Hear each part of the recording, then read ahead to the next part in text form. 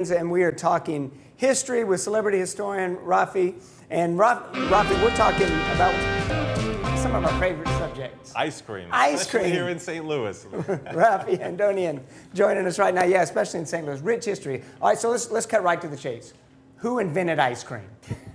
Well, there's a lot of mythology around the sort of who invented ice cream, right? It's not one point that is pinpointed. Sure. Marco Polo sometimes gets tribute, sometimes it goes back to ancient China.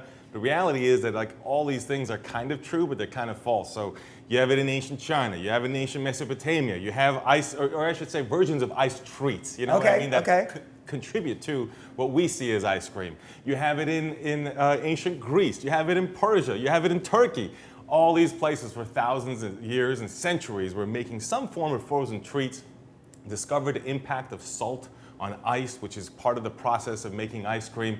And that's how you sort of have it come into Western Europe, in France, in England, in Spain, more recently, in the last 500 years or so, compared to that, and eventually make its way across the Atlantic to the United States. There you go. Gelato as well. All the different different versions of it, that's right. Custard, you name it, right? Yeah, that's right. St. Louis does have some history, though, with ice cream, doesn't it? It does. So I brought actually some local St. Louis ice cream because I thought it'd be fitting. So here we have from Cafe de Blair, local flavors. Now these are guys on 4th Street in downtown.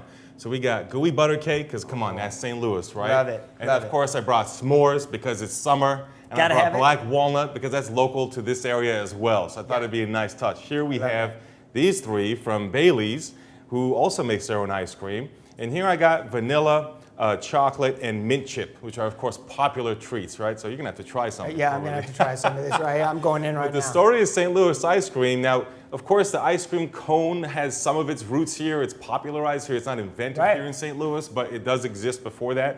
But it helps get popular with the St. Louis World Fair. But what I think is really fascinating is the sundae. You see, in the 1979, there was a record of more than 8,000 pounds in Massachusetts for the largest sundae in world history. Whoa.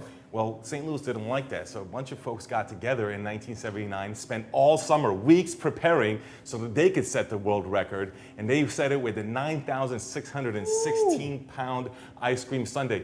You won't believe this. It took them weeks to prepare, weeks of training on how to stack it so it doesn't collapse. You have to find a giant bowl to put it in, a giant spoon to be using, and they had a festival when they finally did it over the course of 3 days, 9 blocks. Is how big that festival was. They had contests like milking cows. They had contests for omelets made with ice cream. How cool. There's an ice cream because of a sort of extravaganza in St. Louis, and they did set the world record. In 1981, it made it into record books. Did it ever get broken? It did get broken 2 years later. Just lasted 2 years. Come on. We got to hold it long.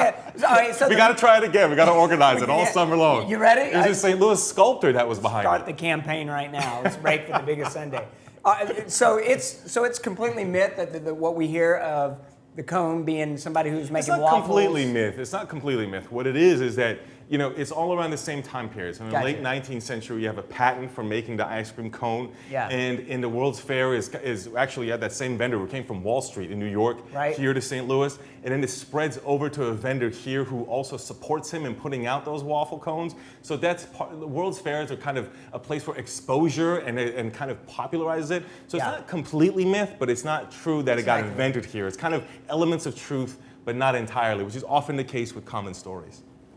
I know, exactly. We got it. We're going to try to mint chip. That's got to be really good. We're going to enjoy some ice cream for a minute. Let you get caught up on your news headlines with Amelia Magavro. Amelia, we'll save you some. Okay, please do. I love ice cream.